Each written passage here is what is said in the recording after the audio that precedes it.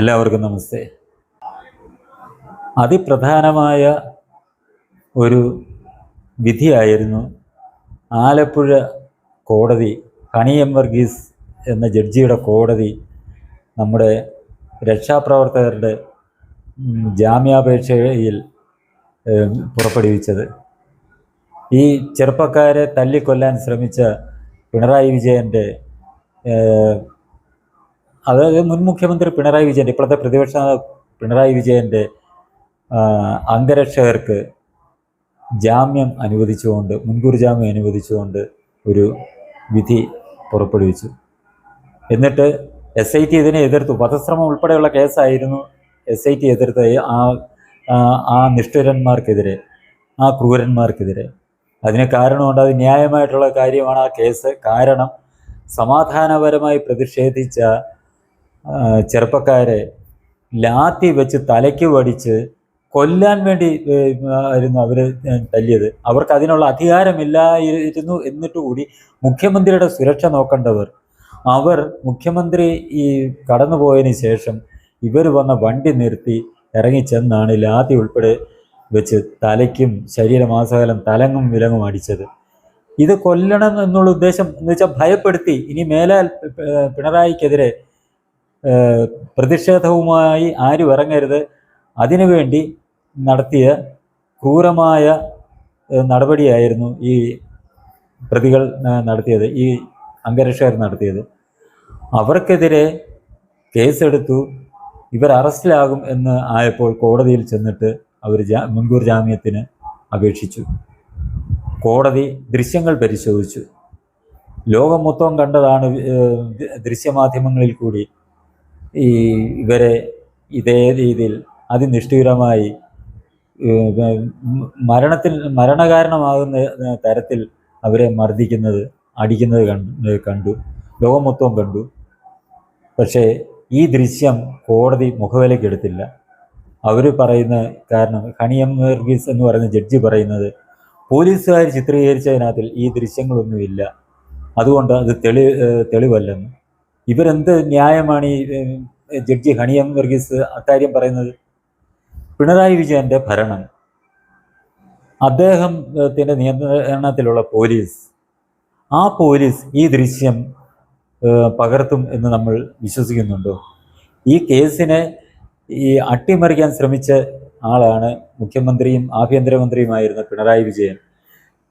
അദ്ദേഹം ഇത് പറഞ്ഞതാണ്, അവിടെ അങ്ങനെ ഒരു സംഭവം ഉണ്ടായിട്ടില്ല, അദ്ദേഹം കണ്ടില്ല, അങ്ങനെ ഒരു സംഭവം ഉണ്ടായിട്ടില്ല എന്ന് പറഞ്ഞ് ഇത് ഇങ്ങനെ നടന്നിട്ടില്ല എന്ന് പറയുന്ന മുഖ്യമന്ത്രി, അദ്ദേഹത്തിൻ്റെ നിർദ്ദേശപ്രകാരം പോലീസ് പ്രവർത്തിക്കുമ്പോൾ അവർ ഇത് ചിത്രീകരിക്കുമോ? ഒരിക്കലും ചിത്രീകരിക്കത്തില്ല. പിന്നെ അവർ ചിത്രീകരിക്കാതെ എങ്ങനെ പോലീസിൻ്റെ ഈ വീഡിയോ ലഭിക്കും? അത് അറിയാത്ത ആളല്ല നമ്മുടെ ജഡ്ജി ഹണി എം വർഗീസ്. പക്ഷേ അവർ മറ്റുള്ള വാർത്താമാധ്യമങ്ങൾ പകർത്തിയ സ്പോട്ടിൽ അവിടെ നിന്ന് പകർത്തിയ ആ ദൃശ്യം അവരതിന് മുഖവിലക്കെടുക്കാതെ അവർ ഈ പ്രതികളുടെ മുൻകൂർ ജാമ്യം അനുവദിക്കുകയായിരുന്നു ചെയ്തത്. നമ്മുടെ ഈ കേരളത്തിലെ ജനങ്ങൾക്ക് ഇങ്ങനെയാണ് എവിടെ നിന്നാണ് നീതി ലഭിക്കുക? CPMമാർ ഇതുപോലെ അക്രമം കാണിച്ചാൽ അതിനെ കോടതികൾ തന്നെ അതിനെ അനുകൂലമായിട്ടുള്ള നടപടികൾ സ്വീകരിച്ചാൽ എവിടെയാണ് മറ്റുള്ളവർക്ക് നീതി ലഭിക്കുക? ഇതൊരു തെറ്റായ സന്ദേശമല്ലേ സമൂഹത്തിൽ നൽകുന്നത്? ഈ ഒരു മുൻകൂർ ജാമ്യത്തിൻ്റെ ബലത്തിൽ ഇനിയും ഇവർക്ക് ഇത്തരം നടപടികളിലേക്ക് പോകാൻ, ഇത്തരം ക്രൂരകൃത്യങ്ങൾ നടത്താനുള്ള ഒരു ഊർജമല്ലേ കോടതിയുടെ ഈ മുൻകൂർ ജാമ്യം അനുവദിച്ചതിൽ നിന്നും ലഭിക്കുന്നത്? അത് സമൂഹത്തിലൊരു തെറ്റായ സന്ദേശമല്ലേ നൽകുന്നത്? തീർച്ചയായിട്ടും ഇത്തരം കുറ്റവാളികളെ, അവർ ചെയ്ത തെറ്റ് എന്താണെന്ന് ലോകം മൊത്തം കണ്ടിട്ടും ജഡ്ജി അതിനെ അംഗീകരിക്കാതെ, അതിനൊത്ത് മുഖവിലക്കെടുക്കാതെ ഈ മുൻകൂർ ജാമ്യം അനുവദിച്ചത് ഒരിക്കലും നമ്മൾക്ക് അംഗീകരിക്കാൻ, പൊതുസമൂഹത്തിന്, പരിഷ്കൃത സമൂഹത്തിന് അംഗീകരിക്കാൻ പറ്റാത്ത നടപടി തന്നെയാണ്. അത് വിമർശിക്കപ്പെടേണ്ടതാണ്. ഇത് കോടതി അത് തെറ്റ് തിരുത്തേണ്ടത് തന്നെയായിരുന്നു. ഈ തെറ്റ് ചെയ്യാൻ പാടില്ലായിരുന്നു. കാരണം ജനങ്ങളുടെ പ്രതീക്ഷ പോലീസിൽ നിന്ന് നീതി ലഭിക്കത്തില്ല, കോടതിയിൽ നിന്നെങ്കിലും നീതി ലഭിക്കും എന്നുള്ള വിശ്വാസത്തിനാണ് ഇപ്പോൾ ഇവിടെ കോട്ടം ഉണ്ടായിരിക്കുന്നത്. ജനങ്ങളുടെ ആ വിശ്വാസത്തെയാണ് ഇപ്പോൾ തകർന്നിരിക്കുന്നത്. ഇത് ഒരിക്കലും നടക്കാൻ പാടില്ലാത്തതായിരുന്നു. ആ പ്രത്യേക അന്വേഷണ സംഘം ഇതിനെതിരെ ഹൈക്കോടതിയിൽ പോകാൻ ഇരിക്കുകയാണ്. അവിടെ എങ്കിലും ഇത്തരം ക്രൂരന്മാരായിട്ടുള്ള ഉദ്യോഗസ്ഥർക്ക്, കുറ്റവാളികൾക്ക്, ഇവരെ ഉദ്യോഗസ്ഥരെന്ന് പറയാൻ പറ്റുകയില്ല, കുറ്റവാളികളെ ബോധപൂർവം ഈ സർവീസിലെടുത്ത് ഇതേപോലുള്ള ക്രൂരത കാണിക്കുന്നതിന് വേണ്ടി CPM നിയോഗിച്ചിരിക്കുന്ന ആൾക്കാരാണ്. ഇത്തരക്കാർക്ക് ഈ ഭാവിയിൽ ഇങ്ങനെ ഒരു പ്രവൃത്തി ചെയ്യുന്നതിൽ നിന്ന് പലവട്ടം ആലോചിക്കാനുള്ള ഒരു സാഹചര്യമാണ് ഹൈക്കോടതിയിൽ പോകുമ്പോൾ ഇവരുടെ ഈ കേസിൽ ഉണ്ടാകുന്ന വിധിയിൽ നിന്ന് ലഭിക്കേണ്ടത്. ഭാവിയിൽ ഒരാളും ഇതേപോലുള്ള ക്രൂരത സാധാരണ ജനങ്ങളോട് കാണിക്കാൻ പാടില്ല എന്ന് വ്യക്തമായ സന്ദേശമായിരിക്കണം കോടതികളുടെ ഭാഗത്തു നിന്നുണ്ടാകുന്ന ഓരോ തീരുമാനത്തിലും ഉണ്ടാകേണ്ടത്. കാരണം ഇവർ പൊതുജനസേവകരാണ്. കാരണം ഇവരെ തല്ലിയ ആ ചെറുപ്പക്കാരുടെ ഉൾപ്പെടെ, ഇവർ കൊല്ലാൻ ശ്രമിച്ച ചെറുപ്പക്കാരുടെ ഉൾപ്പെടെ നികുതി പണം മേടിച്ചിട്ടാണ് ഇവർ ശമ്പളം മേടിച്ച് ഇവർ കഴിക്കുന്നതും ഇവരുടെ കുടുംബം പോറ്റുന്നതും.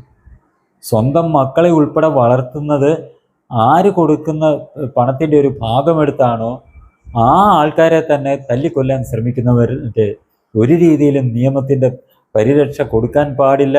അത്തരക്കാർക്ക് ശിക്ഷ തന്നെയാണ് നൽകേണ്ടത്.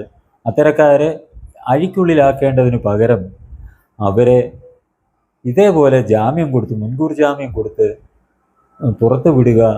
അവർക്ക് വെളിയിലിറങ്ങിക്കഴിഞ്ഞാൽ എന്താണ് ചെയ്യാൻ കഴിയുന്നത്?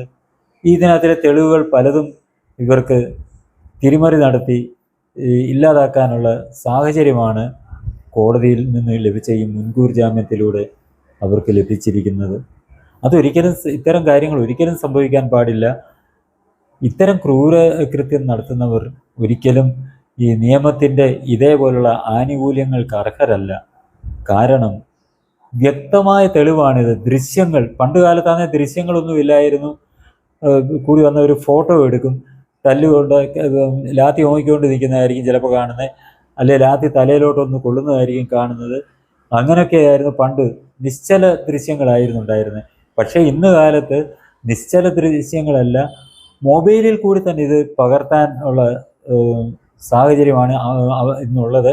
അത്തരം ഒരവസ്ഥയിൽ ഇത് ആ ദൃശ്യം പകർത്തി ആ വ്യക്തമായ തെളിവോടെ ജനങ്ങളുടെ മുന്നിലുള്ളപ്പോൾ, ജനങ്ങൾ മൊത്തം കണ്ടാണ്. ഇപ്പോഴും ഈ കേസ് നടന്നുകൊണ്ടിരിക്കുമ്പോഴും വാർത്തകളിലെല്ലാം ഇത് കാണിച്ചുകൊണ്ടിരുന്നതാണ്. ഈ കേസിൻ്റെ ഓരോ ഘട്ടത്തിലും വാർത്താ ചാനലുകളിൽ കാണിച്ചുകൊണ്ടിരുന്നതാണ്.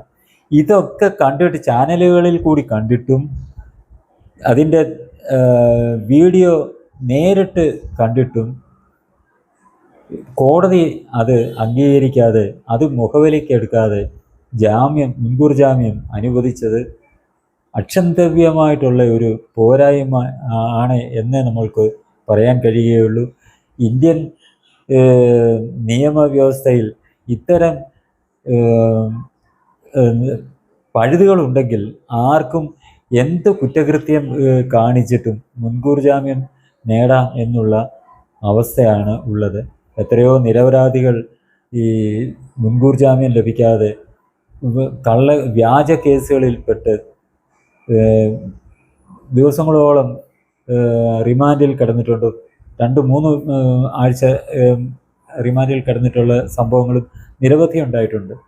അങ്ങനെയുള്ള ഈ ഒരു നാട്ടിലാണ് ഇതേപോലുള്ള ക്രൂരകൃത്യം നടത്തിയതിന് വ്യക്തമായ ദൃശ്യങ്ങളുണ്ടായിട്ടും ജാമ്യം കൊടുത്ത് അവരെ പുറത്തു വിട്ടിരിക്കുന്നത്. ഈ ഒരു എന്താണ് പറയുക അതിനെ, നിയമത്തിൻ്റെ ഈ ഒരു പഴുതുപയോഗിച്ചിട്ട് എന്തുകൊണ്ട് ഈ കോടതികൾ നിരപരാധികൾക്ക് ഇത്തരം ജാമ്യങ്ങൾ അനുവദിക്കുന്നില്ല, മുൻകൂർ ജാമ്യങ്ങൾ അനുവദിക്കുന്നില്ല? അതാണ് നമ്മളുടെ ഈ നാട്ടിലെ ജനങ്ങൾ വളരെയേറെ ഗൗരവപൂർവ്വം ചിന്തിച്ചുകൊണ്ടിരിക്കുന്നത്. അപ്പോൾ പണവും അധികാരവും ഉണ്ടെങ്കിൽ എന്തും ആകാം, എന്തും നേടിയെടുക്കാം എന്നുള്ള ഒരു ചിന്താഗതിയാണ് ജനങ്ങളിൽ ഇതേപോലുള്ള സംഭവങ്ങൾ വളർത്തിക്കൊണ്ടുവരുന്നത്. അതെന്തുമാകട്ടെ, തെളിവിൻ്റെ ചെറിയ എന്തെങ്കിലും അഭാവം ഉണ്ടെങ്കിൽ കൂടിയും നേരിട്ട് കണ്ടിട്ടില്ല എന്ന് കോടതിക്ക് പറയാം, ജഡ്ജിക്ക് പറയാം, ഞാൻ ഈ സംഭവം നേരിട്ട് കണ്ടിട്ട് നമ്മുടെ മുഖ്യമന്ത്രി പറഞ്ഞതിൻ്റെ കൂട്ട് അങ്ങനെ ഒരു സംഭവം നടന്നിട്ടില്ല, ഞാനത് കണ്ടില്ല എന്ന് മുഖ്യമന്ത്രി പറഞ്ഞു ഒഴിഞ്ഞതുപോലെ ജഡ്ജിക്ക് വേണമെങ്കിൽ പറയാം, ഇത് ഞാൻ നേരിട്ട് കണ്ടിട്ടില്ല, അതുകൊണ്ട് ഇത് പിന്നെ എനിക്ക് വിശ്വസിക്കുന്നില്ല എന്ന് വേണേൽ പറഞ്ഞ് ഒഴിയാം എന്നുള്ള ഒരു ചിന്താഗതി ഉണ്ട് എന്ന് ജനങ്ങൾ വിശ്വസിച്ചാൽ, അങ്ങനെ ഒരു പഴുത് നമ്മുടെ നിയമത്തിലുണ്ട് എന്ന് വിശ്വസിച്ചാൽ ആ ജനങ്ങളെ നമ്മൾക്ക് കുറ്റം പറയാൻ കഴിയുകയില്ല. കാരണം അതേപോലുള്ള ജനങ്ങളെ മൊത്തവും അമ്പരപ്പിച്ച ഒരു